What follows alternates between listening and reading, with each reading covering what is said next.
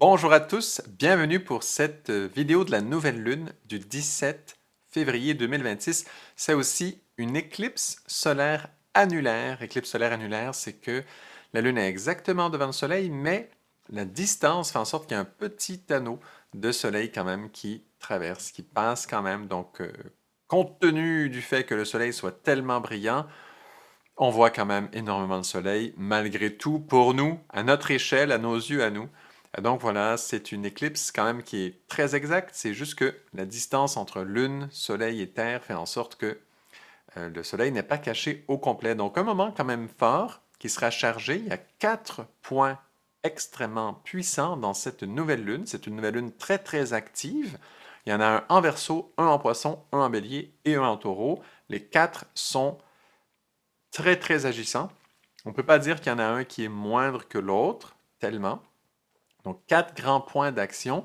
On va plonger dans ça, mais avant d'y aller, je vous annonce un voyage en Europe, un voyage exprès pour vous rejoindre, pour venir vous rencontrer en Europe. Je sais qu'il y en a beaucoup qui écoutent en France, en Belgique, en Suisse, là, tout autour, dans les pays où il y a la francophonie qui est là. Eh bien voilà, on viendra, c'est pas tout de suite, mais ça se prépare. C'est en novembre 2026. Donc il y a 3 sessions, là, il y a 3 événements et à chaque fois, c'est vraiment moi qui sera là principalement à vous partager des notions, à échanger ensemble, à se rencontrer. Donc voilà, on se lance. La dernière fois, c'était en 2024. C'est bien ça, hein? Ouais, c'était en janvier. Non, pardon, c'était en janvier 2025. En janvier 2025, j'avais fait un voyage, on avait travaillé en Suisse, on avait été en France aussi, mais c'est un événement où c'est pas tellement moi qui donnais principalement, j'ai donné quand même, mais bon, il y avait toutes sortes d'autres choses, c'était avec Marie-Odile Sanso, il y avait toutes sortes d'événements là au Christival. Ben, cette fois-ci, ce sera 3 événements où on pourra se voir, donc ça y est, je vous annonce les dates. Il y a le 7 et 8 novembre 2026. Ça, ce sera dans l'Aude, là, près du Mont Bougarache. Le lieu exact sera à venir, mais on est vraiment dans l'Aude. Le séminaire sera de 2 jours, évidemment, 7 et 8 novembre.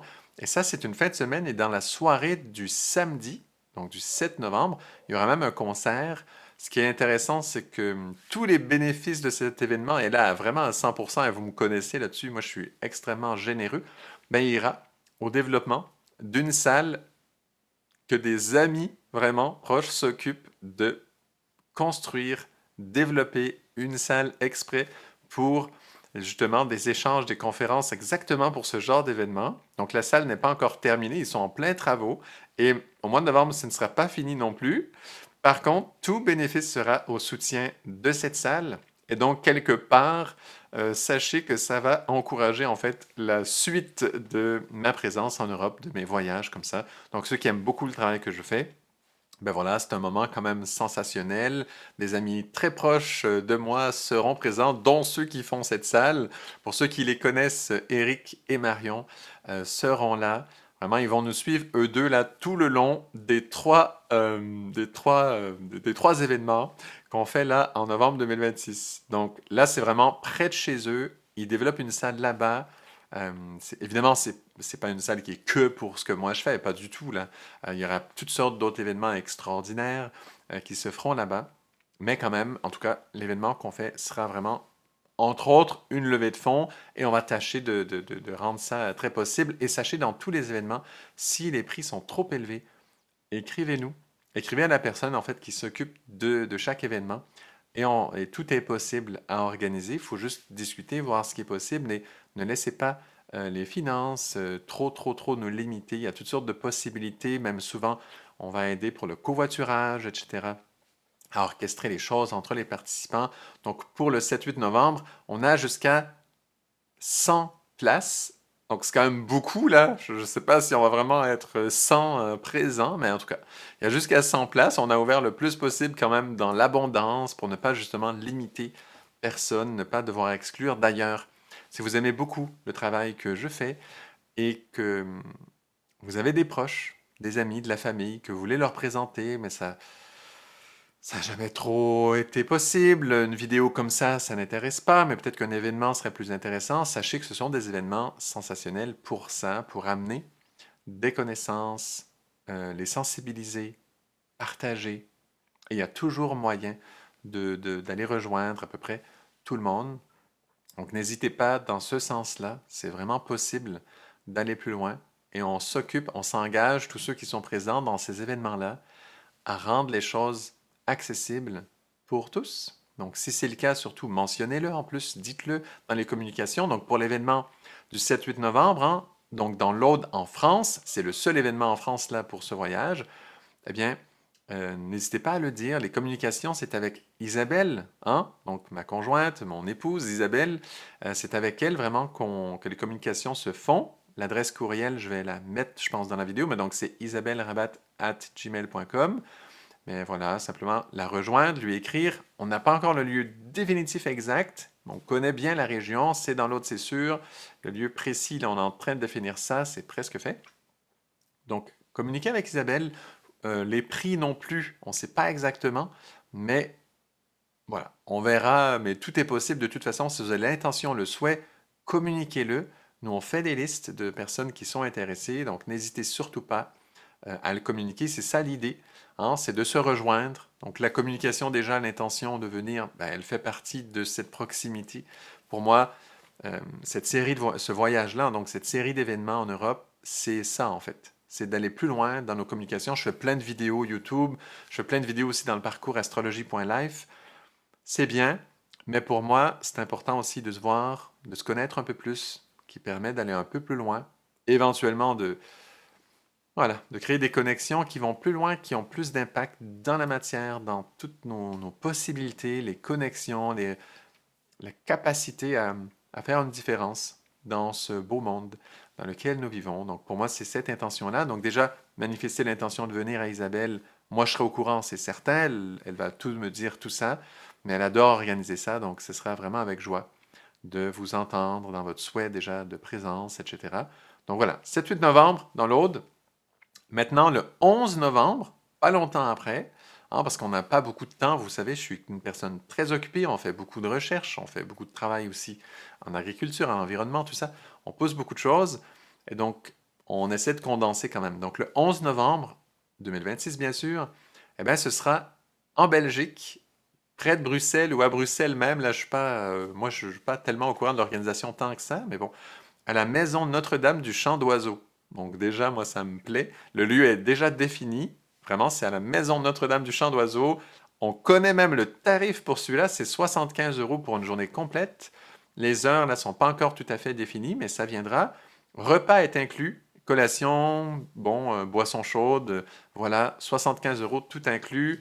Et c'est pareil, là, tout bénéfice qui sortirait de ça, eh ben, iront évidemment à pouvoir régler quand même tous les déplacements, tout ça. Parce que dans la première section en France, vraiment, le but, c'est une levée de fonds toute spéciale pour ce lieu. Mais là, celui-ci, donc en Belgique, servira en... Moi, j'aime bien dire à quoi servent les sous qui sont liés à quelque chose pour que ce soit transparent et qu'on comprenne que nous sommes en train de co-créer quelque chose. Sachez que nous, de tout ce séminaire-là, on retire absolument rien, zéro au niveau financier, que ce soit clair. Moi, j'aime ça quand c'est clair. Les finances inclus, on sait où ça va. Vous le savez, certains le savent. Moi, comment je fonctionne financièrement, je ne veux pas vous décrire ça maintenant, mais je suis assez minimaliste comme personne et quand il y a des roulements financiers, je m'arrange toujours pour que ça aille à des endroits extrêmement utiles pour l'avenir de notre chère, belle humanité. Donc voilà, en Belgique, il y a de la place pour, je crois, 80 personnes. Les tarifs sont déjà connus. Il y a même possibilité de dormir sur place à un tarif extrêmement raisonnable. Écrivez à Isabelle. Encore une fois, c'est Isabelle là qui prendra les présences pour cet événement-là aussi. Euh, voilà. Les déjeuners aussi sont possibles à prendre sur place et c'est extrêmement raisonnable comme prix, vraiment intéressant. Donc voilà. Voilà. Pour vous inscrire, tant pour celui en France que pour celui en Belgique, écrivez à Isabelle. L'adresse courriel d'Isabelle, je la mets dans la description de la vidéo. Elle a sûrement passé à l'écran aussi, j'imagine que je vais la mettre à l'édition.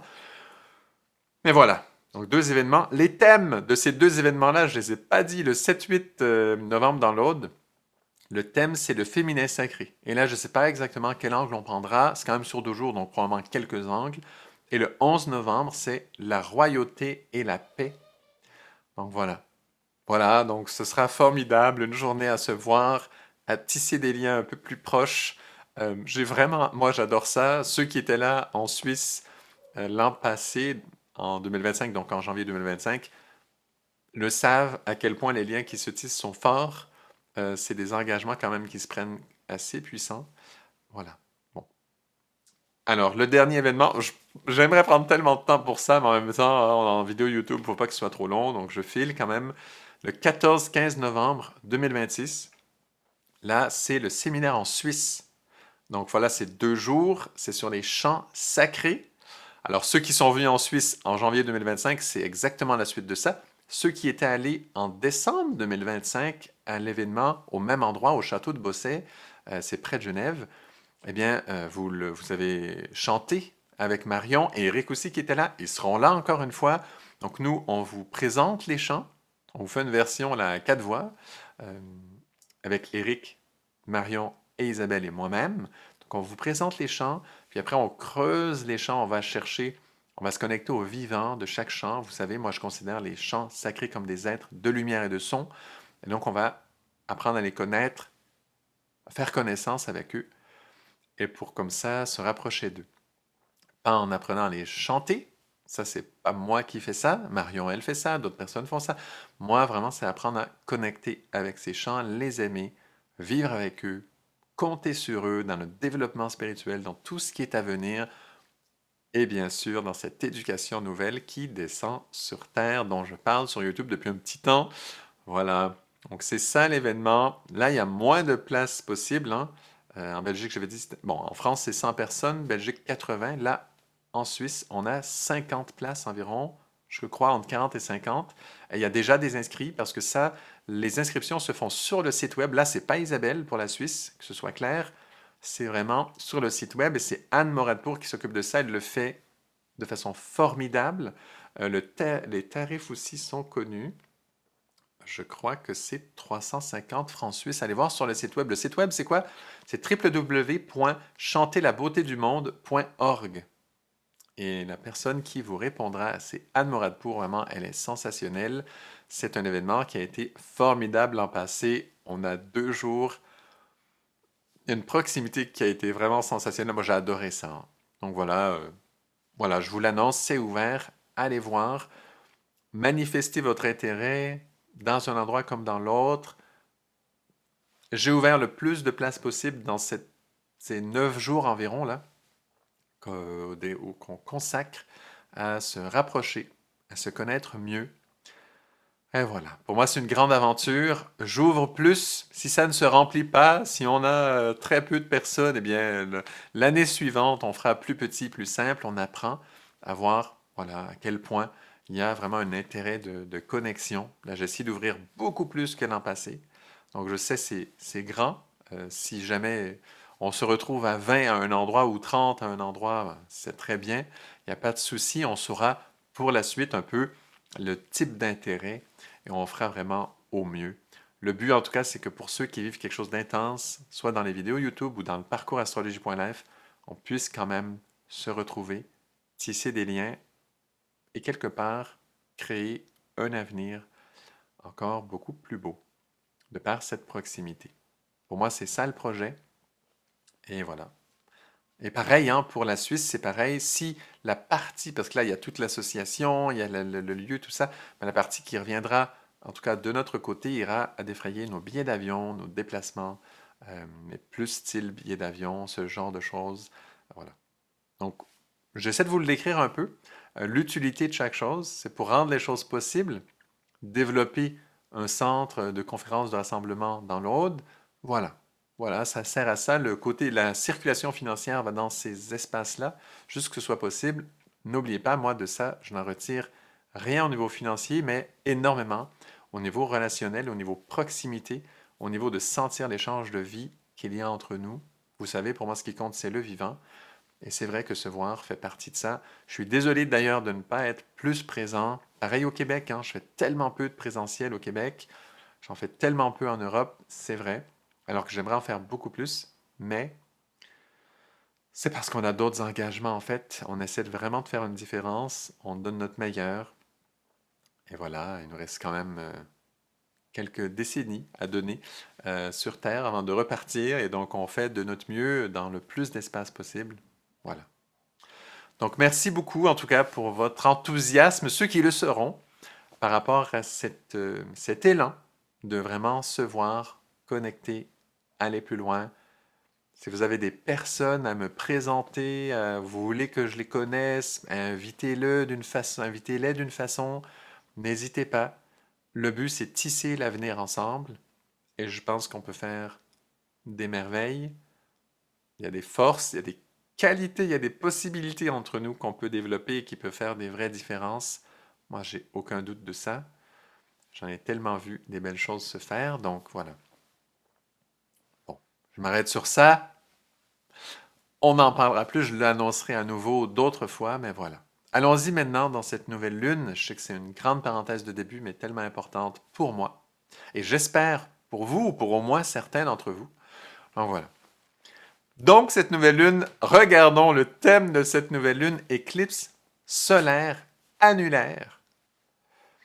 Elle est où, cette éclipse précisément? Elle est à la fin Verseau. Regardez où se trouve Soleil-Lune. On a 28 degrés Verseau. Et ça, c'est le signe où se trouve Pluton dans le fameux triangle bleu, dont je crois tout le monde se rappelle. Pluton, Neptune, Saturne, ou Neptune tout court, parce que Saturne passera éventuellement, mais Pluton, Neptune, Uranus font ce triangle bleu pour une longue période. Et donc, cette éclipse annulaire se trouve dans le signe où Pluton se trouve. Et donc déjà, l'éclipse est là, en Verseau, où Pluton se trouve dans ce fameux triangle. C'est important. Ça veut dire, c'est encore une fois les forces Verseau, les forces liées à Pluton, que l'on regarde particulièrement. Éclipse solaire annulaire, les luminaires sont ensemble, et c'est quoi? Ça veut dire qu'ils sont près de... Quand il y a une éclipse, c'est toujours que les luminaires sont dans l'axe des nœuds lunaires. C'est facile à retenir, luminaire, nœud lunaire. Et donc, on va regarder, mais où sont les nœuds lunaires? Eh bien, ça donne que l'axe, c'est Poisson Vierge, donc le nœud nord en Poisson. Juste à côté, on est à 9 degrés de mémoire en Poisson. Et là, on a nœud nord. Et qu'est-ce qui est collé sur ce nœud lunaire? Vénus. Donc, dans la dynamique de l'éclipse, on a Soleil-Lune en Verseau. Le Verseau participe. On a le nœud lunaire qui est lié à l'éclipse, qui est collé à Vénus. En Poisson, qui elle en Poisson, elle est quoi? Vénus en Poisson, elle est exaltée. Elle a une position particulière. Voilà. Et donc, ça, c'est le bout en Poisson. Et si on va en Bélier maintenant? On avait dit il y a 4 points importants, un en Verseau, un en Poisson, un en Bélier et un en Taureau. En Bélier, maintenant, on a quoi? Eh bien, Saturne vient tout juste d'entrer en Bélier. C'était autour de la Saint-Valentin, autour du 14 février. Et non seulement ça, mais dans quelques petits jours de rien, entre le 20 et le 21 février, eh bien, il y aura la conjonction exacte finalement, pardon, la conjonction exacte de Saturne-Neptune en Bélier. À 0 degré toujours, mais plus de minutes là. Ça va être exact. Et donc, finalement, ça, c'est pas anodin, parce que ça fait plus d'1 an que Saturne et Neptune se entrent en Bélier ensemble, retournent en Poisson, quelque part bougent dans les signes, s'accompagnent, mais jamais ne se sont encore rejoints précisément à la même minute, au même degré. Ça veut dire que Saturne n'a pas devancé encore Neptune. Elle n'a pas devancé et reculé encore, elle n'a pas fait ça du tout, Saturne. Elle n'a juste pas encore rejoint Neptune dans tout ça. Donc il y a une espèce de longue attente que Saturne rejoigne Neptune, qui n'a toujours pas été faite, et voilà, c'est dans 3 à 4 jours. Là. Donc ça fait 3 à 4 jours que Saturne est entré en Bélier, et dans 3 à 4 jours, au moment de cette nouvelle lune, eh bien voilà, il y aura cette conjonction finalement entre Saturne et Neptune exact, et Saturne après va devancer Neptune. Vous voyez ça? C'est énorme ça. Parce qu'on l'attend depuis tellement longtemps. En plus, on a 0 degré Bélier, on est au tout début du Bélier. C'est un élan pour la vie nouvelle énorme qui est en train de se dessiner là en février, autour de cette éclipse solaire annulaire. Alors Bélier, énorme aspect aussi. Et on avait dit quoi? En Taureau aussi, il y a quelque chose. Qu'est-ce qu'on a en Taureau? Uranus qui vient d'être direct Ça veut dire qu'il amorce, ça fait un petit bout là, ça fait pas 2, 3 jours, ça fait un petit peu plus que ça, mais quand même, c'est moins d'un mois, hein, parce qu'on est en petite semaine, là, de rien du tout, où Uranus est devenu direct et amorce donc sa sortie du signe du taureau. Ça fait longtemps que Uranus est en taureau, environ 7 ans. Là, je n'ai pas à compter, mais c'est environ ça. Et donc, Uranus va finalement faire sa sortie définitive du taureau, donc son entrée définitive en Gémeaux, pour un bout de temps. Et voilà que c'est, on pourrait dire, son dernier aspect majeur. Quel est son dernier aspect majeur d'Uranus en taureau? Et ça, c'est vraiment conséquent. Quand une planète lente comme Uranus sort d'un signe et fait son dernier grand aspect, c'est absolument notable. Il y en aura un autre plus mineur, mais dans la prochaine éclipse qui suivra, en début mars, il y en aura encore un aspect là d'Uranus, mais c'est vraiment la fin. Hein. C'est la fin. En fait, là, c'est le dernier aspect aussi puissant que ça. Quel est cet aspect? Un carré à l'éclipse elle-même, ça veut dire à la conjonction, Lune-Soleil en Verseau. Et le carré est quand même très précis. Donc Uranus fin taureau fait son dernier grand aspect qui est super costaud, un carré à l'éclipse elle-même. Ça nous donne réellement, là je sais que c'est beaucoup de notions astrologiques, c'est pas beaucoup d'interprétation, là c'est vraiment des notions de placement de planètes en astrologie, c'est vrai, mais franchement, il faut les décrire, parce que c'est 4 points clés. Une éclipse en Verseau avec Pluton, qui fait partie du triangle bleu super important. La présence de la conjonction nœud nord Vénus qui est exaltée en Poisson, sachant que le nœud nord est extrêmement important parce que c'est la proximité des luminaires avec les nœuds lunaires qui créent l'éclipse. Super clé.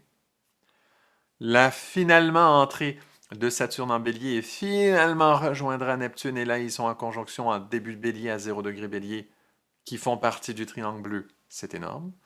Et le dernier aspect majeur d'Uranus, qui fait partie du triangle bleu aussi, en taureau, carré à l'éclipse elle-même. Honnêtement, 4 aspects aussi forts que ça, dans un seul thème, et c'est complètement des mondes différents. On est dans des signes différents, ce sont des forces différentes. Aïe, aïe, aïe. Ça, c'est une nouvelle lune qui bouge beaucoup. Vous voulez transformer les cycles de votre vie, vous voulez bouger quelque chose dans votre vie, on dirait avec quelle force précisément c'est le plus facile d'aller jouer, mais vous voulez bouger quelque chose, là il y a des forces qui bougent tellement intérieurement. Évidemment, ça prend beaucoup de sagesse parce qu'on est quand même en éclipse. Ça veut dire que le soleil est quand même voilé, il est quand même caché par la lune. Donc ça prend une certaine sagesse parce qu'il faut le vivre intérieurement principalement. Mais évidemment qu'extérieurement, les choses peuvent bouger aussi parce que c'est tellement fort tout ce qui se passe. Là, les choses, vraiment, les possibilités d'amener du changement sont élevées parce qu'il n'y a pas grand-chose qui reste stable comme avant dans cette nouvelle lune. Toutes les planètes disent on bouge, on change, d'autres énergies s'offrent. C'est à peu près unanime. Il y a Jupiter qui est tranquille de son côté, il y a Mars qui est moins impliqué, il y a Mercure qui est moins impliqué. Ils sont quand même dans le décor, mais ils sont moins impliqués directement. Donc là, Jupiter, Mars, Mercure, ces forces-là sont peut-être moins impliquées dans les grands changements. Mais pour tout le reste et surtout les grandes planètes de fond, Pluton, Neptune, Uranus, Saturne, le fameux triangle bleu en fait, il donne une poussée là, incroyable, soutenue par cette éclipse. Je sais, je n'ai encore rien décrit précisément, mais il faut quand même oser savourer le niveau de mouvement de ce moment-là. 17 février 2026, l'instabilité est très élevée. Là, les choses stables en nous, là, il n'y en a pas tellement à ce moment-là. Ça bouge trop, là. Donc, il faut le savoir. Ça bouge. L'idée, quand c'est comme ça prend une sagesse. Pourquoi? Parce qu'il faut savoir à quoi on se consacre nous-mêmes, soi-même. Parce que comme les forces bougent, eh bien, ce qui va sortir de ça comme placement après, ça lance une ligne pour l'avenir, très grande. Surtout si on pense à Saturne-Neptune en bélier, là, ce qu'ils lancent ensemble, c'est énorme. C'est c'est un cycle de, c'est un cycle d'un tour de Neptune, là. On va dire, pour arrondir, on va dire c'est 150 ans, 150 ans de la direction spirituelle que prend l'humanité, qui se joue là, autour de cette nouvelle lune, éclipse solaire annulaire, entrée de Saturne en bélier. Pourquoi? Parce que c'est Neptune qui vient d'entrer en bélier et là, Saturne vient mettre le sceau sur son entrée. Et on sait que ça attendait, parce que Saturne rôdait autour de Neptune depuis tellement longtemps. On attendait le sceau de Saturne qui vient dire, voilà, voilà l'énergie spirituelle qui descend là. Voilà. Ça, c'est un cycle de 150 ans environ, pour arrondir. Vous imaginez un peu ce qui se joue? Et pour souligner ça, qu'est-ce que le ciel a trouvé? Une éclipse solaire annulaire. Non mais quand même. Ça fait plus d'un an là, qu'on attend qu'ils se rejoignent, Saturne, Neptune en bélier. On le sent, ils entrent, ils sortent, mais ils ne sont toujours pas rejoints. Et au moment où ils font ça, à 3-4 jours près, ça veut dire dans la même période astrologique, eh bien, le ciel nous place, voilà, cette éclipse solaire annulaire. Non mais il faut le faire quand même. Et en plus, qu'Uranus fait carré dessus en taureau là. La dernière poussée d'Uranus en taureau, c'est quoi la mission d'Uranus en taureau? C'est changer les choses qui ne changent jamais. Uranus est en chute en taureau. Et donc, elle a un rôle de faire quelque chose qui se fait normalement pas en taureau. Les planètes en chute font ça. C'est quelque chose de nouveau. C'est un nouveau point de vue. Et Uranus, elle change tout, chambarde de tout. Qu'est-ce que le taureau n'aime pas? Les changements. Donc, Uranus vient dire, ouh là là, les choses matérielles qui ne changent pas, on vient les changer.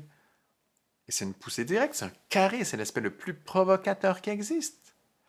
Uranus, qui est justement une planète en forme de force de provocation qui est assez colossale, hein, je pense qu'elle est championne en fait, eh bien, elle va faire carré à cette éclipse annulaire solaire. Non mais quand même, c'est quand même vraiment, vraiment,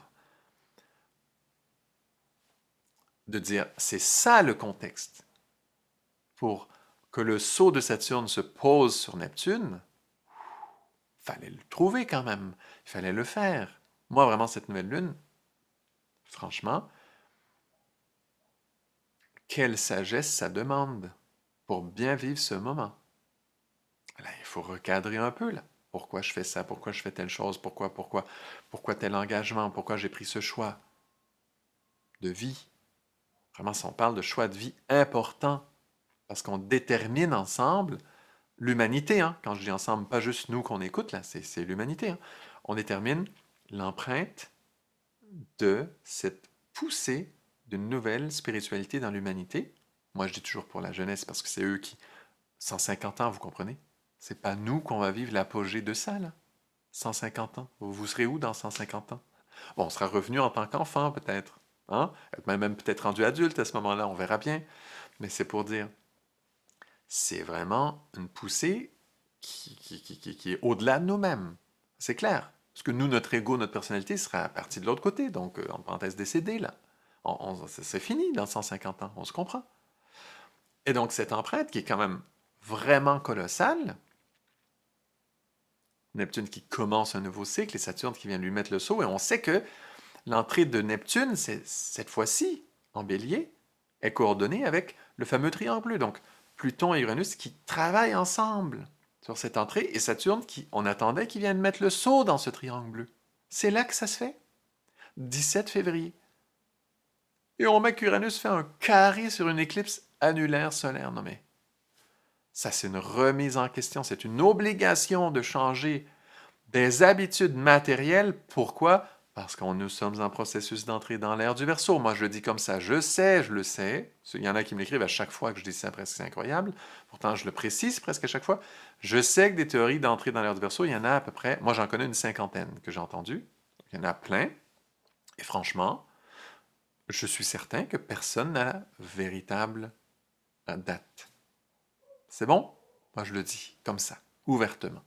Si vous pensez que le ciel va nous dévoiler ses secrets alors qu'on n'ose même pas considérer les signes comme des grands êtres de lumière comme ils devraient l'être, on ne les connaît pas assez, on n'est pas assez amis avec eux, on n'est pas assez près d'eux, et vous pensez que le ciel va nous dévoiler la date exacte de l'entrée dans l'ère du Verseau. Est-ce qu'on mérite ça? Non! Donc, toutes ces théories, moi, je pense que c'est plus ça, là, lui, il a raison, lui... Non, non. Arrêtez avec ça, moi, j'en peux plus. Je comprends, et c'est correct, si on me l'écrit, je vais être poli, je vais être gentil, je suis pas méchant, là. C'est juste, franchement, si vous pensez savoir, quand est-ce que on entre dans l'ère du Verseau, vous pensez savoir ça? Vous allez dire, oui, parce que mathématiquement, on le sait, on a le pouvoir du savoir, on sait, on sait, on sait. Oh là là. Ou j'ai su par clairvoyance que c'est ça la date. Pensez-vous, ah là là, quel niveau de pureté ça prend pour qu'on sache la réelle date. Liée aux vrais êtres de lumière. Là. Le Verseau, c'est des myriades de soleils qu'il y a là-dedans. Quand on regarde le signe du Verseau dans le ciel, pensez à toute la lumière qui est dans toute cette partie du ciel, c'est immense là. Et vous pensez que cette force-là va se révéler comme ça? Eh oui, je parle à Dieu encore, c'est ça? C'est la même énergie là. Dieu m'a conseillé de choisir telle carotte plutôt que celle-ci quand j'étais au marché. Vous comprenez la comparaison? Mais non, on ne la connaît pas, la date d'entrée officielle. On ne la connaît pas. On ne la connaît pas. Pourquoi? Parce que c'est caché, c'est une doctrine secrète? Pas du tout. Parce qu'on ne peut pas parler à ces forces-là encore aujourd'hui. Pour l'instant, on travaille à se rapprocher de ces forces lumineuses. Pensez-vous qu'on mérite qu'ils nous donnent ça? Non, mais pas du tout.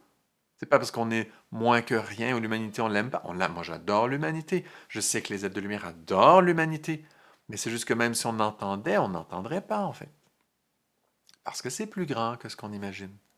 Donc ne venez pas me dire, moi pour moi on n'est pas encore entré dans l'ère du Verseau, s'il vous plaît. Vous pouvez le dire si vous y tenez absolument, là, mais comprenez au moins que c'est déplacé. Vous pouvez le faire en sachant que c'est un peu déplacé de dire ça. Parce qu'en réalité, la date exacte, personne ne la connaît. Ni moi, ni je ne sais pas quel maître, ni... On ne la connaît pas, cette date. C'est trop grand. C'est tout. On sait à peu près qu'on est dans une transition, et si on se donne à quelques centaines d'années près, voilà, on entre doucement. Je répète ça, je sais que j'ai déjà dit ça plein de fois, mais là je le dis un peu plus clairement, parce qu'encore une fois, là on m'a redit ça encore. Ça ne me dérange pas, c'est pour vous que je le dis. C'est pour ceux qui se font influencer par ça. Oh là là, il a peut-être raison, lui, que c'est là, cette date. Oh là là, ce qu'il dit est logique, tout ça. Mais non, c'est rien les petites logiques qui sont données par rapport aux réelles aides de lumière. Voilà. On ne la connaît pas, cette date. Mais on sait qu'on est en transition vers. C'est tout, c'est que ça qui compte. Voilà. Et donc, dans une transition vers l'ère du Verseau, au moment de ce cycle de 150 ans où on a un saut Saturne-Neptune avec un triangle bleu comme ça des autres planètes lentes, Pluton-Uranus, qui viennent vraiment dire voici une nouvelle ligne de culture spirituelle pour l'humanité. Et la prochaine entrée de Neptune en bélier, il n'y aura pas ça, vous comprenez? Donc, ce n'est pas juste un cycle de 150 ans. C'est un cycle en fait beaucoup plus grand et en fait immense et en fait qu'on va compter en milliers d'années. Et donc, vous comprenez que oui, ça concerne la transition dans l'ère du Verseau à cause de ça. C'est plus clair peut-être. Pour ceux qui disent non, mais l'entrée du Verseau, c'est dans 500 ans, c'est dans 200 ans, c'est dans 300 ans, ça fait 6 ans, 600 ans. Des théories, là, il y en a là. Donc, pensez pas que vous avez la bonne, surtout, s'il vous plaît. Ne vous illusionnez pas que vous savez, et les autres, non. Franchement, c'est quoi cette attitude-là? On apprend ensemble, tous. On n'est pas mieux qu'un autre, on ne connaît pas mieux qu'un... On apprend ensemble, voilà. C'est dit une fois pour toutes. Moi, en tout cas, peut-être qu'il faudra encore répéter ça. Mais un peu plus d'amour, s'il vous plaît, par rapport à ce sujet-là, de l'entrée en Verseau. Acceptons que nous sommes en transition, acceptons que nous ne savons pas de date exacte parce que ce sont des mystères plus grands que nous, et ceux qui pensent qu'ils le savent, révisez vos notions. Là. Je suis désolé, là. Révisez un peu. Révisez, comprenez à quel point c'est grand, ces airs-là, et à quel point on ne peut pas le savoir. Je sais qu'il y a des cultures qui donnent des dates sur des très grands cycles qui nous dépassent. Je sais. Beaucoup, justement, dans l'Est, en Inde, etc., on a tendance de faire ça. C'est correct, c'est correct, cette pratique, c'est pas grave. Mais si on entre dans un espace où on veut... Parce que c'est une façon de penser qui n'est pas la même que celle qu'on a en Occident habituellement. Je le décris ça parce que c'est quand même c'est important pour cette nouvelle lune. Tellement elle est capitale en fait. Il faut le comprendre un peu. Donc je prends un peu de temps. Désolé, cette vidéo sera longue. C'est comme ça. Et donc, voilà. La pensée en Orient ne définit pas comme elle n'est pas pareille, on n'a pas la même mentalité qu'en Occident. Quand eux donnent une date précise, ça n'a pas la même implication que pour nous dans notre tête occidentale qui est plus matérialiste. Eux sont plus symboliquement spiritualistes dans l'Est. Nous, en Occident, on a une pensée extrêmement matérialiste, on est très lié à la matière, très près d'elle. Ce n'est pas un défaut pour moi, c'est une qualité, que ce soit clair. Il y a beaucoup à faire dans la matière, beaucoup de lumière à mettre dans la matière et c'est très utile. Ce n'est pas un jugement, je ne suis pas en train de dire ils sont mieux en Orient. Mais que eux ont la tendance de mettre des dates sur des choses cosmiques, sur des grands cycles, c'est très bien, parce que dans leur mentalité, ça se place assez bien. Pour nous, en Occident, si on donne une date précise, on perd. En fait, ça brouille des choses dans notre mental et on perd le, le fil intérieur, la volonté, l'élan de tisser un lien avec les êtres de lumière jusque dans la matière qui est extrêmement puissant en Occident. En Orient, ils sont plus à partir vers leur spirituel, vers le spirituel. Ils sont plus à partir vers atteindre le nirvana, vous comprenez? Partir et ne plus revenir sur Terre. Ce genre de choses. Se réaliser, ils n'ont plus besoin de revenir sur Terre. Vous comprenez? Ils sont plus dans cette force. Vibratoirement parlant, mentalement parlant, psychiquement parlant. Ils sont préparés, ils sont construits un peu plus comme ça. On est tous différents, hein? Et je sais, d'un pays à l'autre aussi, ça varie. D'une personne à l'autre, ça varie. Tout ça est général. Mais dans une culture spirituelle, pour eux, c'est correct de mettre ces dates. Ils ont une mentalité qui fonctionne comme ça. Comment ils voient les réincarnations aussi. Comment ils les comprennent. Comment ils travaillent avec ces sujets. C'est très bien, c'est entendu, et je ne critique pas ça. Dans cet espace de développement spirituel, c'est bien. Et on peut s'inspirer de ça. On peut apprendre de ça. Par contre, comme la plupart de ceux d'entre nous là qui écoutons, et moi inclus, on vit dans un monde plus occidental. Et dans cet espace, il faut quand même comprendre, ce n'est pas pareil, on n'a pas la même mentalité, donc on n'a pas le même travail. Et il faut arriver à comprendre ces sujets-là et les rentrer dans la matière. Et on fait descendre la lumière dans la matière, nous, en Occident. On a plus cette mission-là. Eux, ils ont fait des liens, ils ont rapproché. Ils représentent un peu l'esprit et nous plus la matière. Eux, un peu le principe masculin, nous, un peu le principe féminin. Je ne vais pas m'étendre sur ça. Certains seront contre cette vision, j'imagine bien. Mais je précise quand même, parce que pour certains, ça facilitera de comprendre pourquoi je dis nous n'avons pas la date de l'entrée en Verseau. On ne peut pas l'avoir. Je le dis parce que dans cette mentalité occidentale, ces missions que nous avons, on a la mission de se rapprocher de l'être spirituel du Verseau et de l'inviter à descendre sur Terre. Féminin. Se faire femme sucrée, aimante, compréhensive, pour attirer cette force qu'elle descende sur Terre et faire un paradis sur Terre. Comprenez-vous? On n'a pas trop cette mission de nous partir de l'esprit, partir dans l'air dans le signe du Verseau et ne plus revenir. Se fixer comme une étoile dans le ciel. Vous comprenez? C'est une vision plus orientale. Et on peut avoir dans notre vie des moments où, bien sûr, notre mentalité a besoin de se nourrir de force orientale. Et c'est très bien, il n'y a pas de problème avec ça. Tout est bon, hein? Tout est bon. Vraiment, vraiment. Mais dans un travail, celui dans lequel qu'on se propose maintenant, eh bien, voilà. Il faut considérer les choses un peu... Il faut être conscient de ces différences.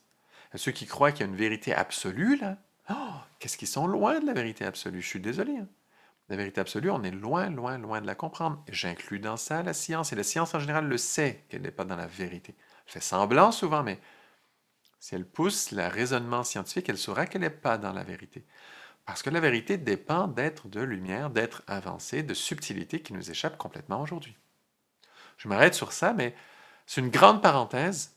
Tout ça pour dire, voilà, nous sommes en transition dans l'ère du Verseau, dans ce grand travail de faire descendre une force spirituelle Verseau sur Terre. C'est quand même une étape absolument cruciale, ce 17 février. C'est l'empreinte où Saturne met le sceau sur la nouvelle ligne spirituelle pour l'humanité et Uranus en taureau dit on change nos habitudes complètement par rapport à ce qui se passe là en Verseau, le carré. Carré Uranus, éclipse solaire annulaire en Verseau. On change pour atteindre une nouvelle vie, pour que le Verseau puisse descendre sur Terre, pour que l'on vive la force Verseau, pour que la lumière du Verseau descende en nous, sur Terre. C'est un carré très audacieux qui exige ça. Là, vous allez dire, mais Yann, t'es parti dans des trucs, mais t'es complètement perché. Il n'y a plus personne là, de ce que tu nommes. Eh non, il en reste. Il y a, oui, des personnes qui suivent, qui ne sont pas complètement, voilà, juste dans des choses New Age à planer, là, mais qui le voient concrètement, qui aiment le Verseau, qui sont engagés à le faire descendre sur Terre, qui sont prêts à rester ancrés, à rester dans l'espace matière, à ne pas justement plonger dans cette version plus orientale où on plonge dans le nirvana. Et on ne revient pas vraiment, en fait. C'est pas tellement suggéré de revenir tant que ça. C'est quasiment un idéal de ne plus avoir à revenir sur Terre. Vous comprenez ça? Ah non. Il y en a des personnes. Eh oui, en Occident, on devrait être très nombreux, en fait, à souhaiter que ça descende. Évidemment, vous trouvez en Orient des gens encore plus performants à faire descendre ça qu'en Occident et vice-versa. Ce n'est pas exclusif quand je nomme ça, ce sont des grandes lignes pour qu'on se rende compte des mouvements spirituels de chaque endroit. Comment travailler avec? Comment replacer certaines notions? Comment utiliser des notions orientales, spirituelles orientales, dans notre vie, notre mentalité, notre psychisme occidental? De se rendre compte qu'il faut effectivement changer deux, trois petites choses pour les comprendre dans le côté pratique de ce qu'on a comme mission, comme vision, comme vie. C'est important. Voilà. Ça, voilà, bon. Je pourrais souligner ça 2000 fois, là, mais je vais m'arrêter. Parce qu'il y a plein de petits détails à ajouter dans ça, des compréhensions à pousser. J'entends, en plus, il y en a que je connais, là, qu'on s'est vu. J'entends des questions de certains. Je le sens. Je me dis, ah, cette personne-là, là, j'ai même des visages qui me viennent. Donc, j'arrête, mais, parce que ce serait trop long, là, évidemment, sur YouTube, mais comprenez à quel point c'est audacieux qu'au moment où on se saute Saturne sur Neptune, le saut de voilà la spiritualité nouvelle pour l'humanité pour 150 ans, et dans 150 ans, on inclut, en fait, pour toute l'ère du Verseau en réalité. Parce qu'il n'y aura pas de configuration pareille où Neptune est en train d'entrer en bélier, où les, les autres planètes lourdes agissent de façon autant soutenante. Ça n'arrivera pas, ça. Pendant 1000 ans, là. C'est unique comme moment. Et que Saturne arrive en même temps là, sur Neptune. C'est ça qui est unique. C'est ultra rare. Et donc, ça met une ligne spirituelle pour tout l'ère du Verseau. Même si c'est dans 500 ans, 900 ans, il y a 500 ans. C'est tellement unique ce moment que c'est quand même ça. Vous comprenez? Il n'y en aura pas d'autres moments comme ça pendant 900 ans. Là. Parce que c'est quand même quelque chose, cette nouvelle lune, ce moment-là, honnêtement. Ah là là. Bon. Et donc de comprendre, voilà, c'est exiger de changer des choses. C'est la dernière poussée d'Uranus en taureau. Elle sert à ça. Et donc, le taureau est gouverné par Vénus. Et qu'est-ce qu'on a dit en poisson? Donc là, on a parlé du bélier, on a parlé du taureau, on a parlé du verseau. Qu'est-ce qu'on n'a pas vraiment mentionné? Ce qu'il y a en poisson. On l'a dit, mais on ne l'a pas interprété. Alors la force poisson. Le taureau est gouverné par Vénus. Et donc le travail d'Uranus est souligné par le fait que la planète qui se trouve en conjonction au nœud nord en poisson, qui est comme par hasard exaltée en poisson, eh bien, c'est elle qui gouverne en taureau. Sachant que le nœud nord est important à cause qu'il y a éclipse annulaire solaire. Vous le voyez, ça. Et donc la Lune est mise sur le nœud nord qui parle de mais quelle expérience on a à vivre, qu'est-ce que le ciel propose d'expérience à vivre? Eh bien, on a une Vénus exaltée qui est juste là. Ça veut dire que tout ce qui est lié à l'amour, oh, il y a plein de notions à ajouter dans le monde de l'amour pour l'ère du Verseau, à cause que l'éclipse annulaire solaire est en Verseau, vous comprenez? Et que l'Uranus pousse son carré dans le Verseau. Alors au moment où Saturne met le saut en bélier là, sur Neptune et qui dit c'est ça l'empreinte spirituelle qu'on prend pour tout ce cycle de 150 ans, voire pour l'ère du Verseau, Faut se comprendre. C'est épique de vivre ça. C'est épique. Et c'est terrible parce qu'on n'a pas une grande personne que tout le monde suit et qui est en train de donner la ligne. Il n'y a pas ça en ce moment sur Terre. Personne spirituelle, là, qui est éclairée et qui donne ça pour tout le monde. On n'a pas ça maintenant. Il n'y a pas une espèce de consensus qu'on suit tous la même personne pour ça. Et donc c'est incroyable de vivre un moment pareil où où on ne peut pas trop voir qu'est-ce qui est donné. Mais c'est donné maintenant par les étoiles, par les forces spirituelles qui descendent sur Terre. C'est quand même donné maintenant. C'est quelque chose, ça. En fait, c'est quelque chose, mais c'est vraiment épique, cette nouvelle lune. C'est quelque chose de sensationnel. Bon, faut que je m'arrête parce que c'est... Je vais juste mettre des superlatifs sans arrêt, là, mais voilà. Maintenant, dans ce contexte, on met l'accent sur c'est Vénus qui est sur le nord, c'est elle, c'est à cause d'elle, c'est elle qu'il faut pousser comme planète personnelle le plus. Mars, Mercure sont beaucoup moins impliqués.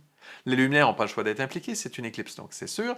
Donc la seule planète personnelle dans nos vies qu'on expérimente chaque jour, qu'on utilise chaque jour, qui est absolument, là, on met le doigt dessus et sans poisson, là où elle est exaltée, c'est Vénus. On dit, eh oui, c'est l'amour qui va changer. Comme par hasard, Uranus en taureau, un endroit où Vénus parle de toute ça.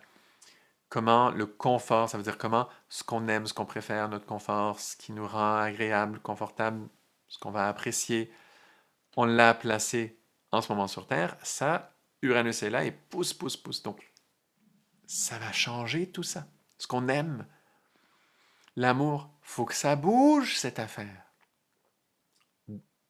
Dans la ligne spirituelle nouvelle qui est donnée en bélier par Neptune avec le saut de Saturne, pour que cette ligne spirituelle descende, les forces d'amour, faut les changer.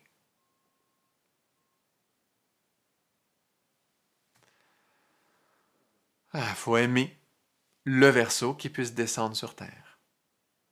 Aimer les êtres de lumière qui puissent vraiment se manifester à travers nous sur Terre. Comment ça va se faire? À travers des qualités lumière, des vertus, quoi. Des vraies qualités entre nous. Mais aimer ça. Ça veut dire que notre confort soit lié à ça. Que s'il n'y a pas ça, ces qualités lumière entre nous, quand on se voit, on va se sentir inconfortable. Alors que maintenant, aujourd'hui, on a un flou total de confort. C'est juste, j'aime être tranquille chez moi, j'aime avoir assez chaud, j'aime être assez nourri, j'aime... Voilà, les besoins de base là, qui ont été décrits là, pendant toute la psychologie, décrit les besoins de base de l'être humain là, sans arrêt, comme étant des choses et qui sont quand même importantes. Bien sûr, il faut être nourri, bien sûr, tout ça, c'est certain, mais notre confort change. Notre confort n'est... Les forces qui coulent là nous proposent que notre confort intérieur ne soit plus lié à, à ça, les besoins de base, vous savez, la pyramide des besoins, là, tout ça, ne soit plus lié à ça, mais plutôt à est-ce que les qualités lumière sont autour de nous? Est-ce que j'aime les qualités lumière ou j'aime le confort? Vous allez dire, c'est très facile à vivre quand on ne manque pas de nourriture, quand on ne manque pas de sommeil, quand on ne manque pas de chaleur, quand on ne manque pas d'un toit sur la tête. Je sais, je suis au courant. D'ailleurs, on s'occupe quand même de ces choses dans le monde et ça se place quand même relativement bien. Il reste plein d'espaces où c'est manquant, où c'est problématique, je sais. Il y a des crises un peu partout, il y a encore la guerre qui fait rage, je sais. Mais malgré tout ça, malgré que la matière a toujours raison, malgré qu'il faut pouvoir manger pour pouvoir penser, je sais. Mais le ciel pousse, pousse très fort, pour que l'on arrive à aimer ces forces lumineuses. Cette nouvelle lune ne parle que de ça. L'éclipse solaire annulaire, pourquoi une éclipse? Qu'est-ce qui est éclipsé là? C'est pour moi vraiment, c'est la conscience emprisonnée dans la matière du taureau, parce qu'il y a le carré d'Uranus sur cette éclipse, c'est l'aspect principal de l'éclipse, c'est celui-là, au niveau d'un aspect là, c'est ce carré-là. Donc c'est la conscience, dans le soleil c'est notre conscience, conscience dans le taureau, que c'est que la matière qui détermine ce que l'on aime.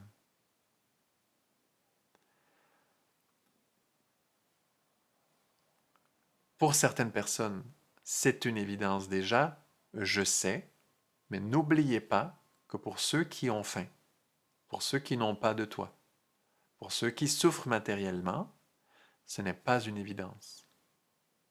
Donc, il faut se relier à tous quand on dit des choses pareilles. Pas que à nous, qu'on manque de rien, et là on se dit, mais je suis pas bien quand je sens pas une spiritualité. Ça, je comprends. Mais là, le ciel pousse pour dire, pour tracer la ligne spirituelle de l'ère du Verseau, notre confort réellement, on doit ajouter dans les besoins des pyramides là, de différentes personnes, là, les pyramides des besoins essentiels, là, on doit absolument mettre, il faut qu'il y ait ça, on ajoute ça, sentir les aides de lumière, les qualités lumière entre nous. Il faut mettre ça. De toute façon, jamais on n'atteindra la paix et l'harmonie entre les pays, entre les gens, s'il n'y a pas ça.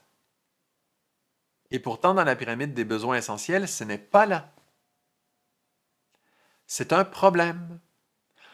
Et ça nous pousse à ce que si on a justement un éveil spirituel, on pousse dans cette mentalité liée à l'Orient et on veut atteindre le nirvana soi-même.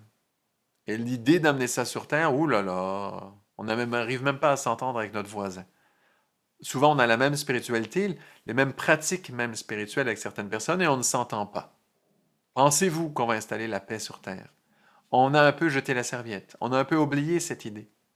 Parce qu'on n'a pas mis dans les besoins, dans ce que l'on aime, ce que l'on recherche, que sans ça, on est considéré comme pauvre, on est considéré comme dans le besoin, on est considéré comme sous-développé.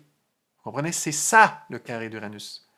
C'est de dire, dans tous les pays où les êtres humains ne considèrent pas comme un besoin absolu, qu'ils sentent la lumière chez les humains qui les entourent, que ce n'est pas dans la pyramide des besoins de base, là, comme manger, là, et qu'en fait on meurt si on n'a pas ça, on sent, on est mal, on est en détresse, on est sous-humain. Ça veut dire, on n'a pas tout, ce que je veux dire par là, c'est qu'on n'a pas toutes nos facultés. Comme quand on ne mange pas, on ne peut pas penser. C'est ça que je veux dire par sous-humain. Là. Ça veut dire, on est humain quand même, mais on n'arrive pas à utiliser nos facultés parce qu'on est sous-nourri, on est moins qu'un humain là. Bon, on est un humain quand même, mais nos capacités ne sont pas nourries assez pour nous manifester en tant qu'un être humain, en santé, complet, efficace, capable, quoi. Vous voyez? On est sous-développé, en fait. C'est ça, sous-développé. C'est de rajouter dans les besoins, si je ne sens pas des qualités lumière, si je ne sens pas le ciel à travers les humains qui m'entourent, je vis dans un pays sous-développé. Je suis dans la pauvreté extrême. Comprenez-vous? C'est ça le point. Et il faut arriver à dire ça sans manquer de respect à ceux qui souffrent de soif, qui meurent de faim, que leurs enfants vont mourir parce qu'ils ne peuvent pas les nourrir, ils n'ont pas de toit, tout ça. Il faut arriver à ajouter ce besoin dans la pyramide sans manquer de respect à ces gens-là. C'est ça l'attitude. Moi, je parle de polarisation souvent. La polarisation intérieure à avoir, c'est celle-là. On ne quitte pas le fait que, bien sûr, les besoins de base actuels, ils existent toujours, mais on change quelque chose dans cette matérialité-là du taureau, où ces besoins sont que matériels, et on rajoute, mais si je ne sens pas la lumière chez les êtres humains autour de moi, en fait, je suis sous-développé. Et là, soudainement, oh, la carte des pays tiers-monde sous-développés, ah, il y a le monde entier dedans. Il y a peut-être des micro-exceptions, mais franchement, on en est là. Eh oui. Et c'est pour ça que Neptune vient et dit, voilà une nouvelle ligne, et Saturne qui met son sceau alors qu'il y a ce triangle bleu absolument exceptionnel. Comprenez-vous là ce qui se passe? J'aimerais avoir, vous savez, là, ce qui projette la voix là, et que tout le monde entend.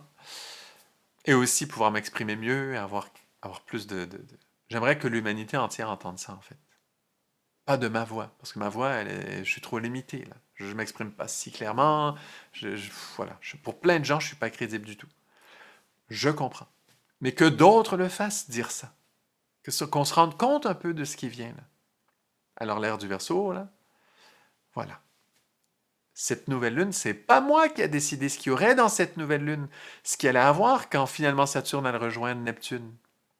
Quand Saturne allait finalement rejoindre Neptune à 0 degré en bélier, dans ce triangle bleu qui est absolument sensationnel, un cycle absolument unique au moment où on est en transition dans l'entrée du Verseau, C'est pas moi qui ai décidé qu'il y aurait là une éclipse solaire annulaire carré Uranus en taureau qui fait partie du triangle, non mais. Et que Vénus serait sur le nœud nord. Juste, non mais. J'ai pas décidé ça, vous comprenez? Ça veut dire, ça là, ce qu'on se nomme aujourd'hui, et j'espère que c'est au moins un peu clair, je sais que pour certains c'est du charabia incompréhensible, je le sais. Et je m'en excuse. J'aimerais pouvoir l'exprimer tellement mieux que pour que tout le monde puisse l'entendre. Je n'ai pas encore ces moyens-là. Je ne suis pas comme ça. Je n'ai pas ce don. Encore. Je travaille dessus et je l'aurai probablement jamais dans cette vie, mais c'est pas grave.